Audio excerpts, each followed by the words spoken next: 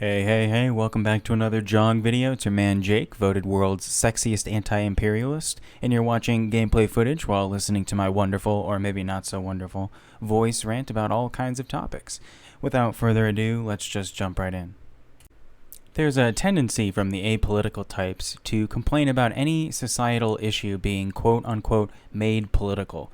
If you're like me in any way, then you care deeply about the status of the world, and you too try to raise awareness about what's going on in the world around us, to the other people in your life. Hearing this certain response can be yet another obstacle in political conversation. There is a tone of complaining or annoyance anytime a serious or urgent issue is raised in the context of social settings, family or friend gatherings, public events, all kinds of situations. And there's a certain level of privilege in rejecting the politicality of the world around you in our general society. Yes, politicality isn't a real word, but it is right now. These mistaken people believe they can, at least in their minds, abstain from politics.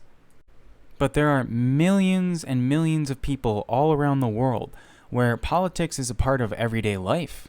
It mandates the attention from the individuals affected most, which are often victims of U.S. imperialism or capitalism, and do not always tend to be Americans. Politics is a matter of life and death for those all around the globe, and for many Americans, it's nothing but cringy and controversial conversation. Whether we like it or not, everything is political. Everything we have, everything we do, has a political relation or attachment to it. This is just the nature of how we run society. We desire to have regulation, form, and planning in how we organize ourselves in work, healthcare, family, school, etc. And we use this structure to make a more cohesive, cooperative, and theoretically prosperous civilization with each other.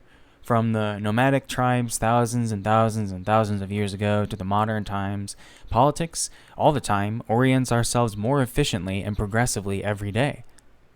When we deny the politicality of the world around us, we deny the relationship of our control and our control's connection to our collective society. Often, instead of embracing the nature of societal organization, we see those who would often greatly benefit from organization wholly dismiss it. For example, some of the most vocally critical citizens of America are quick to highlight the pointlessness of engaging with the two-party system. Americans understand the far and wide political corruption at play. This disenfranchises and disillusions the working-class American masses.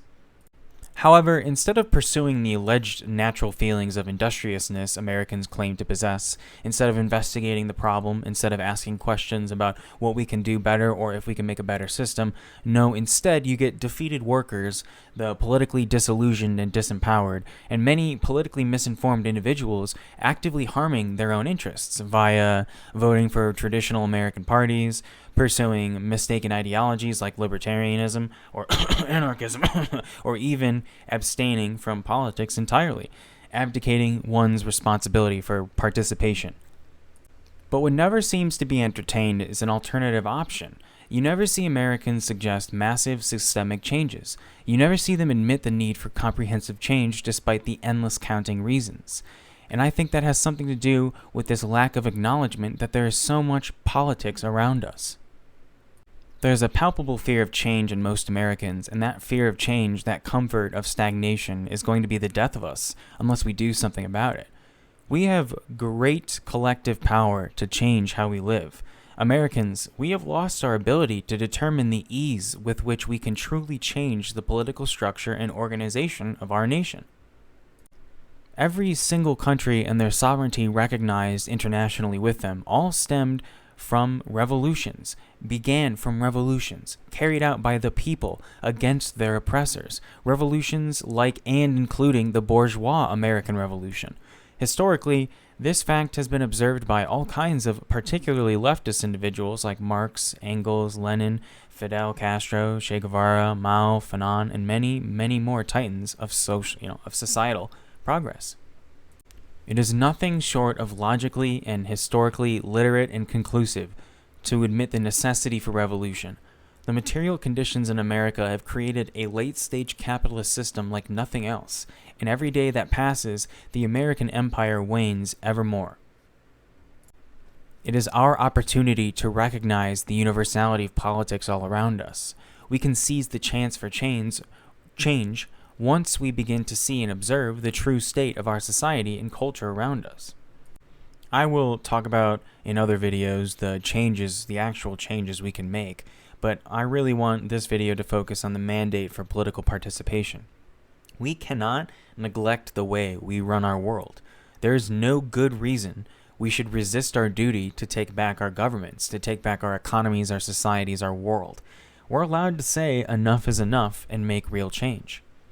Our politicians, our corporations, our governments, and the people in charge of this country have revealed time and time again their ineptitude for proper and moral governance. My advice to anyone who didn't ask would be to take up any new information today you can. There are all kinds of ways to recognize political participation around us, and it's up to working people to make these changes. I believe in the cause. The question becomes, when will you? When will us all?